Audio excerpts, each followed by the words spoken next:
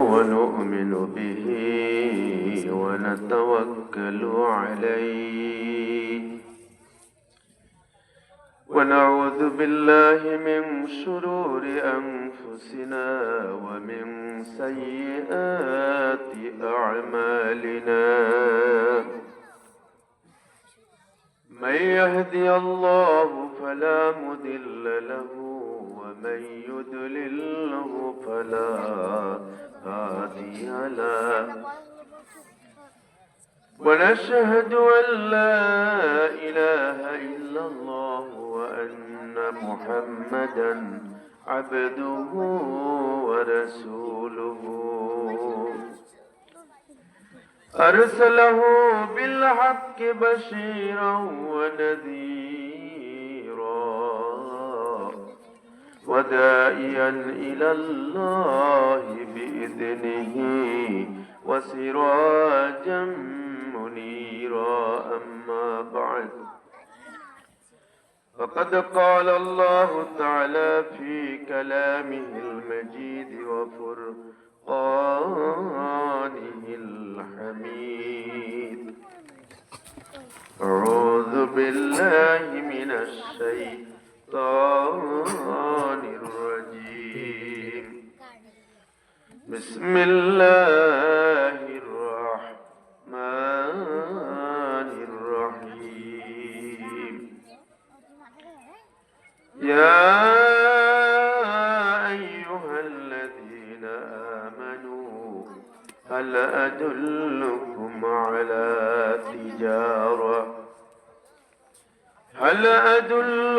على تجارة تنجيكم من عذاب أليم تؤمنون بالله ورسوله وتجاهدون في سبيل الله بأموالكم وأنفسكم ذلكم خير لكم إن كنتم تعلمون يغفر لكم ذنوبكم ويدخلكم جنات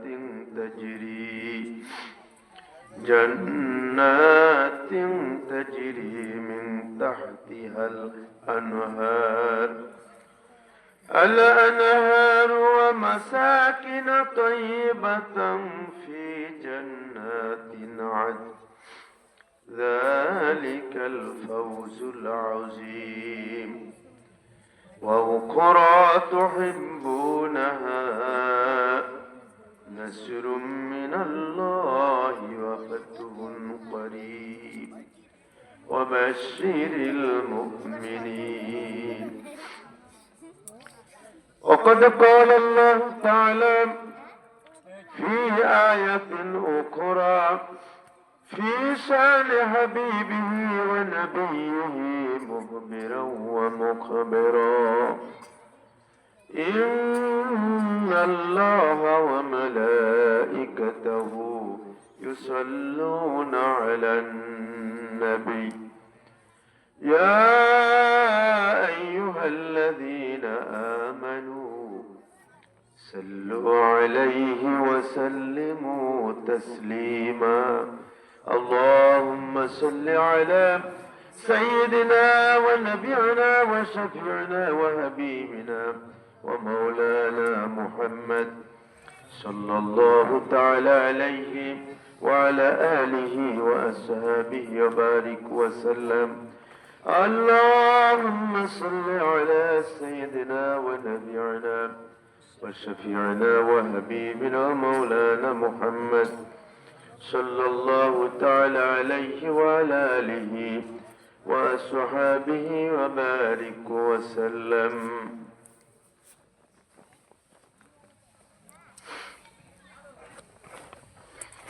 উত্তর ঘণ্টাকাটা কবিরাজবাড়ি জামে মসজিদ ও যুব সমাজের উদ্যোগে 3 দিন ব্যাপী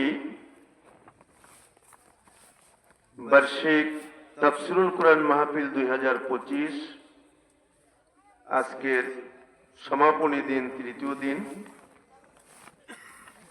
সভাপতিত্ব করার কথা রয়েছে জনাব মাহবুব পেয়াদা, সভাপতি কবিরাজবাড়ি জামে মসজিদ।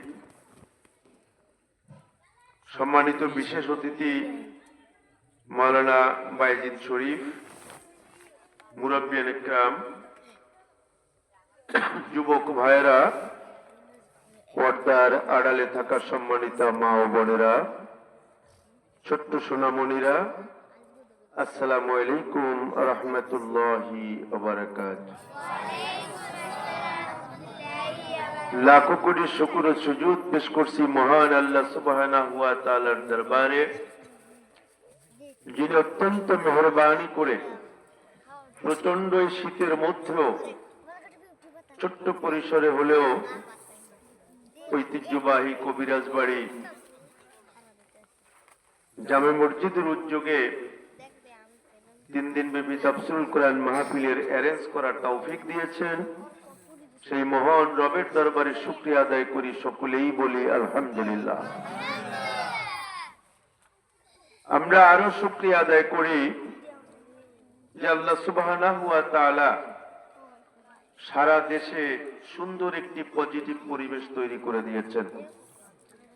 সারা দেশে আলেম ওলামারা প্রাণ খুলে কোরআন হাদিসের কথা, দ্বীনের কথা মানুষের সম্মুখে উপস্থাপন করার একটা চমৎকার পরিবেশ ফিরে পেয়েছে, ঠিক কিনা? এটা আল্লাহর মেহেরবানি।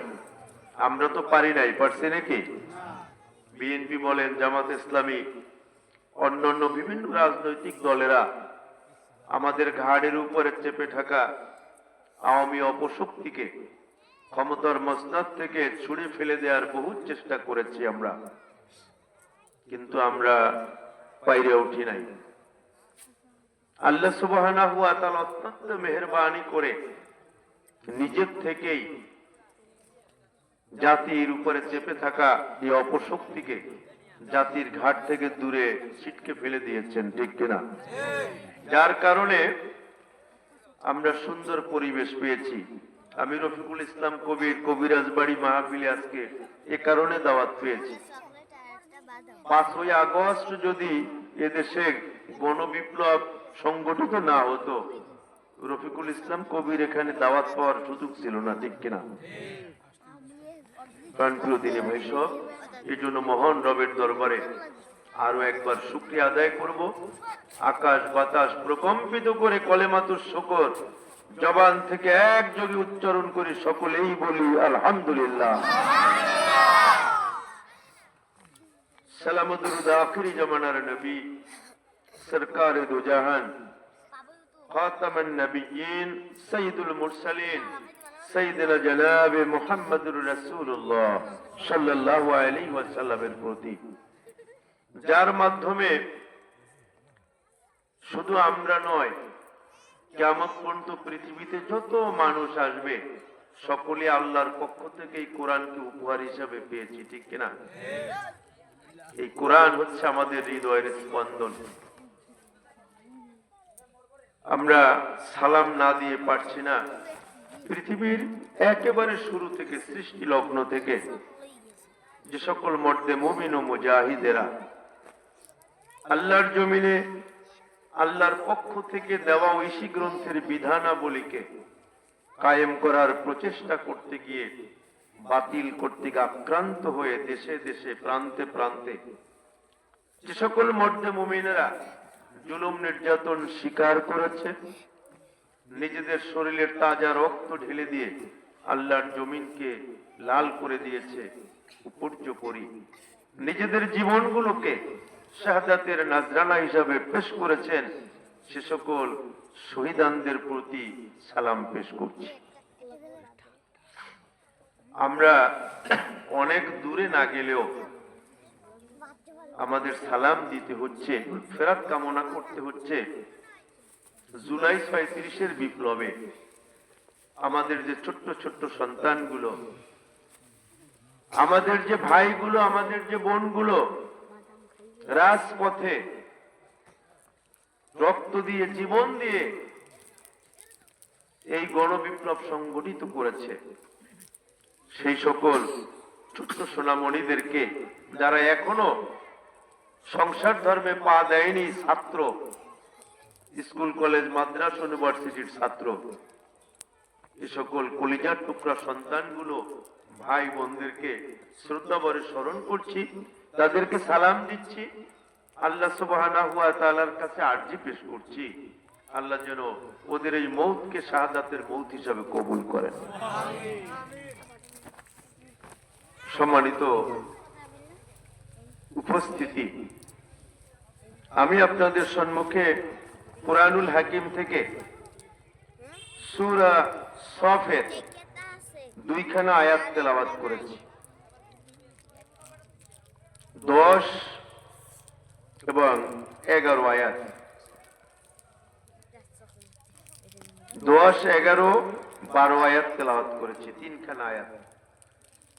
আল্লাহ সুবহানাহু ওয়া তাআলা আমাকে যতটুকু তৌফিক দিবেন, প্রদত্ত তৌফিক অনুসারে 3খানা আয়াতের উপরে আমি আপনাদের সম্মুখে কিছু আলোচনা পেশ করতে চাই।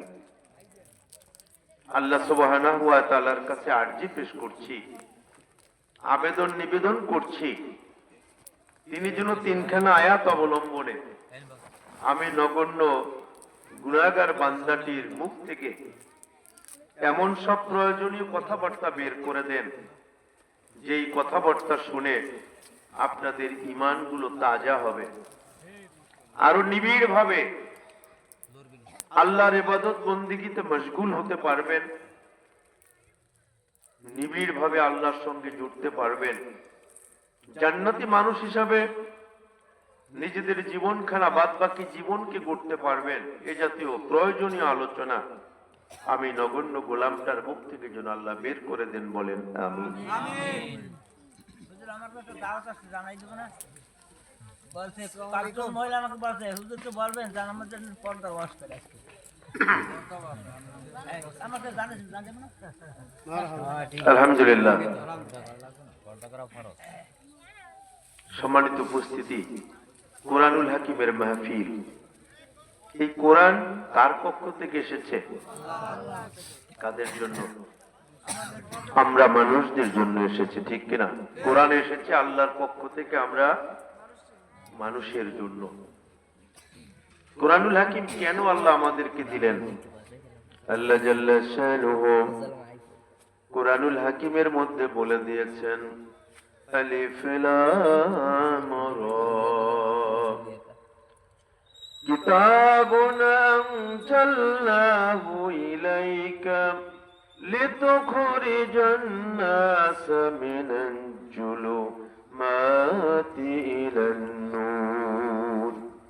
আল্লাহ বলেছেন আলিফ লাম রা, নবী হে এই কিতাব আপনার কাছে এ কারণে আমি নাজিল করেছি, পাপ পঙ্কিলতার মধ্যে পড়ে থাকা মানুষগুলোকে, অন্ধকারের মধ্যে পড়ে থাকা মানুষগুলোকে আপনি কোরআন দিয়ে আলোর মধ্যে বের করে নিয়ে আসবেন, নেকির পথে বের করে নিয়ে আসবেন। এজন্য আমি কোরআন আপনার কাছে নাজিল করেছি, বলেন সুবহানাল্লাহ। পাপ পঙ্কিলতা অন্ধকারের মধ্যে কত মানুষ তো সমাজের পড়ে আছে, ঠিক কিনা? আলেম ওলামার কর্তব্য হচ্ছে এই মানুষগুলোকে কোরআনের টাচে নিয়ে আসা, কোরআনের টাচে এনে এই পাপের পথ থেকে তাদেরকে নেকির পথে তুলে নিয়ে আসা, ঠিক কিনা? এ কারণে কোরআন আল্লাহর নবীর কাছে আল্লাহ নাজিল করেছেন মর্মে আল্লাহ বলে দিয়েছেন কোরআনের মধ্যে, আল্লাহর নবী যতদিন পৃথিবীতে ছিলেন এই কোরআনের দাওয়াতই মানুষের কাছে দিয়েছেন, ঠিক কিনা? এবং মানুষদেরকে, অসভ্য বর্বর খারাপ মানুষগুলোকে এই কোরআনের কাছে এনে সুন্দর সভ্য মানুষে পরিণত করেছেন, ঠিক কিনা? আমাদের সমাজের সকল মানুষ আমরা কি এখনো সুন্দর ইমানদার মুত্তাকি মানুষ হইতে পারছি? পারি নাই। এই কারণে যারা পারি নাই সেই মানুষগুলোকে কোরআনের কাছে আনা দরকার। এই অনুভূতির জায়গা থেকেই বছরে বিভিন্ন জায়গায় অন্তত একবার তাফসিরুল কোরআন মাহফিল হয়, নাকি? যে অন্তত মানুষদেরকে এই তাফসিরুল কোরআন মাহফিলে এনে কোরআনের কথাবার্তা শুনিয়ে তাদের একটা ইমানি বিপ্লব, একটা পরিবর্তন, এটা যেন তাদের ভিতরে ঘটানো যায়। প্রাণপ্রিয় দিনী ভাই সব, এই কোরআনের প্রতি আমাদের কি দায়িত্ব, কি কর্তব্য, কোরআনুল হাকিম থেকে আমাদের বোঝা দরকার আছে না? এবং এই কোরআনটার ভিতরে আসলে কি আছে? আল্লাহ সুবহানাহু ওয়া তাআলা কোরআনুল হাকিমের ছোট্ট একটি আয়াতের মধ্যে বলে দিয়েছেন, মা ফাররাতনা ফিল কিতাবি মিন শাইইন। হে দুনিয়ার মানুষেরা, হৃদয়ের কান লাগিয়ে শোনো, তোমাদের জিন্দেগি যাপন করার জন্য যা কিছুর প্রয়োজন, এর একটা কথা বলতে আমি কোরআনুল হাকিমের মধ্যে বাদ রাখি নাই। বলেন সুবহানাল্লাহ। জন্ম থেকে শুরু করে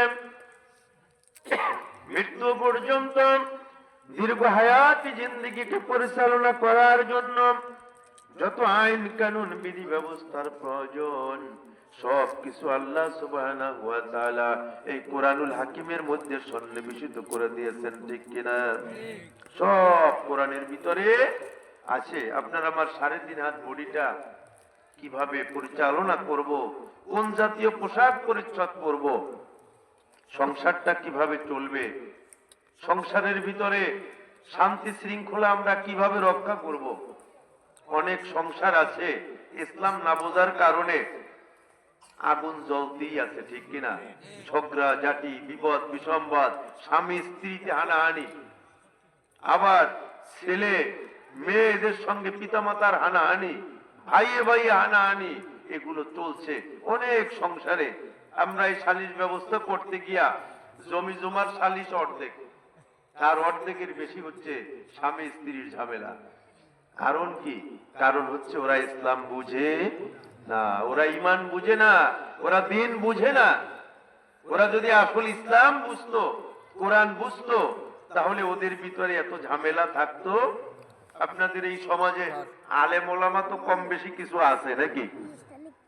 আলেমদের সংসারগুলোর দিকে তাকান, এখানে কি এরকম ঝামেলা আছে নাকি যেগুলো সাধারণ মানুষের মধ্যে? কেন নাই? এদের ভিতরে একটু হইল ঈমান, তাকওয়া, কোরআনের বোঝ আছে। প্রাণপ্রিয় দিনী ভাই সব, সুতরাং কোরআন হচ্ছে এমন একখানা কিতাব, আমাদের জন্য যা কিছুর প্রয়োজন আল্লাহ সব কোরআনের ভিতরে দিয়েছেন, ঠিক কিনা?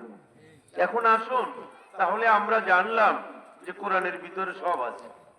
এখন কোরআনের প্রতি আমাদের ব্যবহারটা কি হবে, আমাদের কর্তব্যটা কি হবে, কোরআনের সঙ্গে আমরা কেমন ব্যবহার করব, এ ব্যাপারে কি আল্লাহ কোরআনে কিছু বলছেন? বলে দিয়েছেন।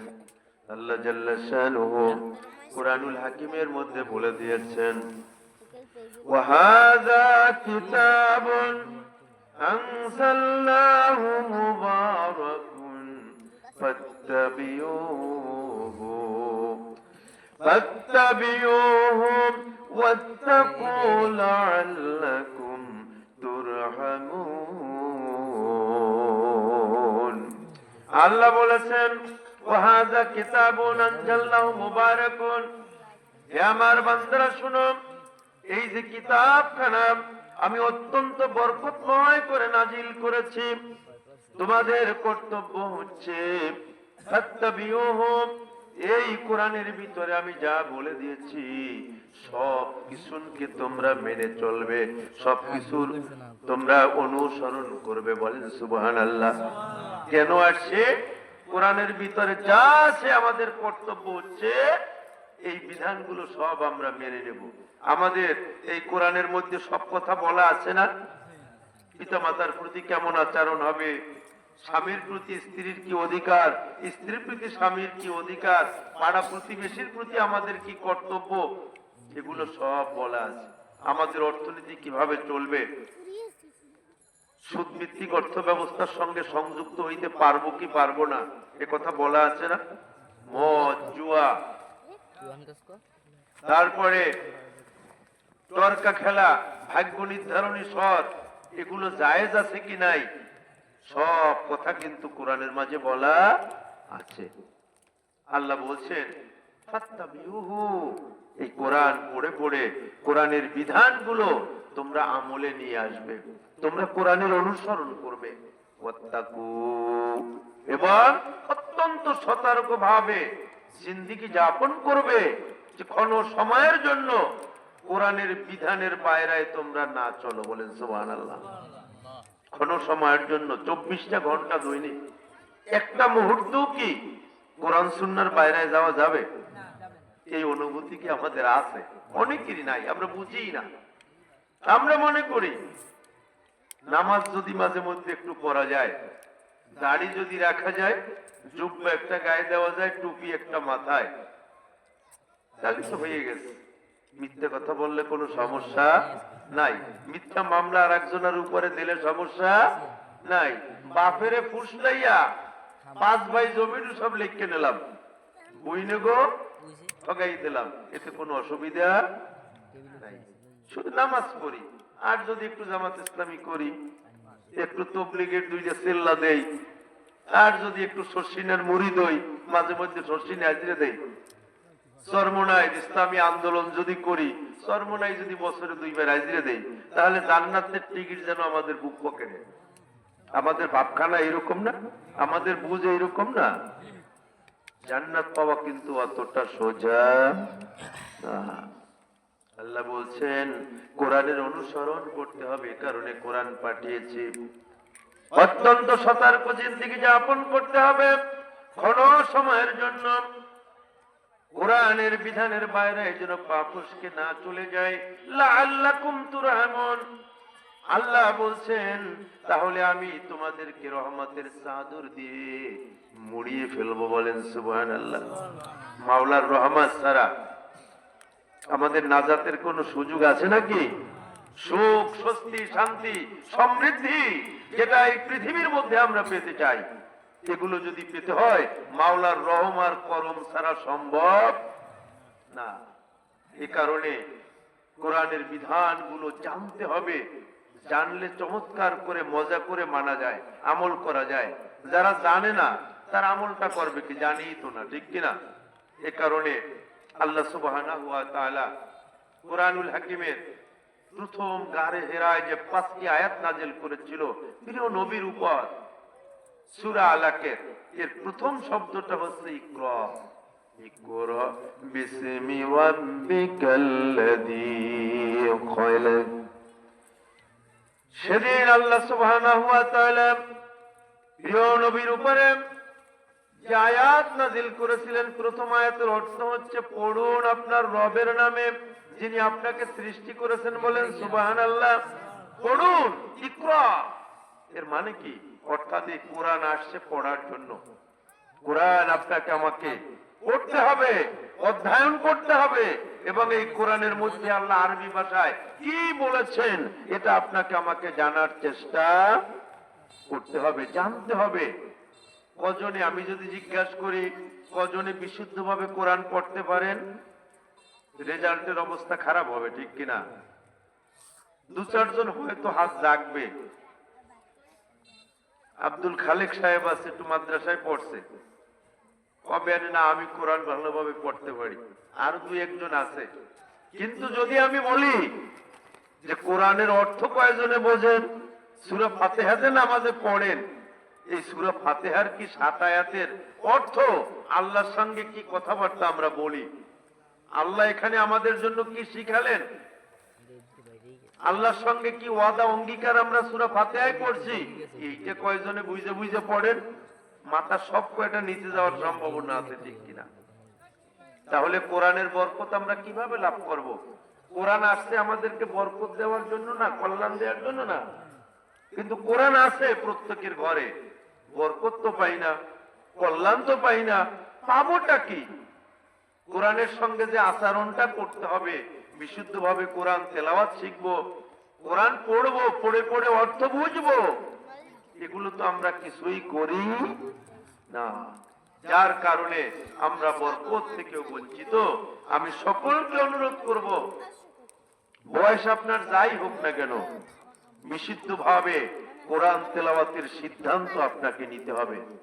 কারণ আমরা যে নামাজ পড়ি, নামাজ ফরজ না?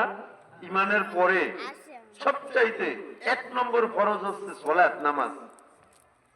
এই নামাজ কি কোরআন তেলাওয়াত ছাড়া হয়? সূরা ফাতিহা তো লাগবেই, এর সঙ্গে আরো সূরা মিলানো লাগবে না? আপনি যখন ইমাম সাহেবের পিছনে পড়েন তখন না হয় ইক্তেদাই তো বিহাজাল ইমাম বইলা কোন মতের সাথে পার পাইলেন। সুন্নাত নামাজ, ওয়াজিব নামাজ মাঝে মধ্যে যে একা একা পড়েন, ব্যস্ততার কারণে মসজিদে যাইতে পারেন না, তো কোরআন তেলাওয়াতটা যদি ঠিক না থাকে আপনার নামাজ কি হয়? কথা বলেন, আপনার নামাজ কি হয়? ইন্নাস সালাতা তানহা আনিল ফাহশাই ওয়াল মুনকার। নামাজ অন্যায় পাপের কাছ থেকে মানুষদেরকে ফিরায়। কে বলেছেন? আল্লাহ। কে বলেছেন? আল্লাহ বলেছেন। তা আমরা তো নামাজও পড়ি অকামও, নামাজও পড়ি মানুষের জমি থেকে উৎখাত করিয়া আডান মাডান সব সর্দি হালাই দিয়ে ধান দিয়ে খাই। খাইছে না? এই জায়গায় দখল করিয়ে দিছি না? দখল করিয়ে দিছি না? সেদিন উহুরি কাটছে 10 বছর খাইছে, এরপরে জোর করে লই গেছে, তুই পাবি না মোর। নাউজুবিল্লাহি মিন যালিক। আর ওই যে ওই পেরায় বহু জায়গায় আডুতে ঠেললে সালিশি হয়েছে এতদিন, আডুতে ঠেললা। আমার কর্মী, আমার লোক, জিতাবার দায়িত্ব আমার, ঠিক কিনা? মনে হয় যেন না জিতেইলে আল্লাহ ওনার উপরে না কষ্ট হইবে, ঠিক কিনা? জিতেইতেই হইবে। আমার লোক, আমার মামু, আমার খালু। সালিশি থেকে এইটা হইলে চলবে? সালিশিতে ইনসাফ কোথায় খুঁজতে হবে? কোন জালেম কার উপরে জুলুম করছে ওরে চিহ্নিত কইরা ওই জালেমের জুলুম থেকে মজলুমকে বাঁচাইতে হবে, ঠিক কিনা? কে আওয়ামী লীগের, কে বিএনপির, কে জামাত ইসলামীর, এটা কি দেখার সুযোগ আছে নাকি? বলতে পারে, অনেকে রাগ করে, আপনি আওয়ামী লীগের লোকদের পক্ষে রায় দেন কা? আরে বাবা, আওয়ামী লীগ খারাপ হইলে মঞ্চে উঠে ঠেঙ্গাই দেবো কায়দা মতো, ঠিক আছে না? এখন মাহফিলের মঞ্চে পড়ছি, আয়াতের কোডে হালাইয়া দিব আশা, কিন্তু সালিশ যখন হবে মাওলা কুদরতি চোখ দিয়ে, ইনসাফের চোখ দিয়া আমাদের দিকে তাকাই থাকে না? বেইনসাফ কিছু করা যাবে? ঠাডা হালাইবে আল্লাহ আসমান দিয়ে, ঠিক কিনা? বুঝে গেছে? ওইখানে আওয়ামী লীগ, বিএনপি, জামাত, জাতীয় পার্টি বলতে কিছু নাই। আওয়ামী লীগ আল্লাহ আমাদের উপরে জুলুম করছে, এ কারণে তো ওদের উপরে গজব আসছে নাকি? আওয়ামী লীগ জুলুম করার কারণে তো গজব। এই যে শেখ হাসিনা মামু বাড়ি পলাইছে, এটা কি গজবের পলার না? 14 পদ না 17 পদের তরকারি পাক করছে, খাইয়ে যাইবে, খাই যেতে পারে নাই। ওয়াকার সাহেব বলছেন যে ম্যাডাম 45 মিনিট সময় আপনার। সাইদি সাহেব বলছিলেন না যে মাননীয় প্রধানমন্ত্রী একটু হিসাব নিকাশ করে চলেন, আপনার ঘাড়ে হুতুম পেঁচা বসেছে। তৌহিদবাদী জনগোষ্ঠী এমন টর্নেডো সৃষ্টি করবে, ছিটকে গিয়ে কিন্তু মামু বাড়ি দিল্লিতে পড়তে হবে। বেচারা শহীদ হয়ে গেছেন, তার কথাটা কিন্তু এখন বাস্তবে পরিণত হয়েছে। একটা ভরে না খাইয়া তারপরে যাওয়া লাগছে ওই মামু বাড়ি, ঠিক কিনা? পৃথিবীর বহু দেশে, অপর দেশে আমার একটু স্থান দাও, বলছে না তোর মতো জালেমের স্থান নাই। এখন ওইখানে মোদির ধারে আছে। প্রাণ প্রিয় দিনী ভাই সব, প্রাণ প্রিয় দিনী ভাই সব। সুতরাং আসুন, প্রসঙ্গক্রমে একটু কথা বললাম, সালিশ ব্যবস্থায় দলদারি নাই, ইনসাফ কায়েম করতে হবে, ঠিক কিনা? আপনারা ছোটখাটো যে গ্রামে যে বিষয়গুলো আমাদের পর্যন্ত পৌঁছায় না, আপনারা দেখেন, সেখানেও ইনসাফের দৃষ্টি রাখবেন, ঠিক কিনা? আসুন, আমি ভূমিকায় কিছু কথা আপনাদের সম্মুখে বললাম। আমার তেলাওয়াতকৃত আয়াত সূরা সফের 10, 11, 12 তিনখানা আয়াত।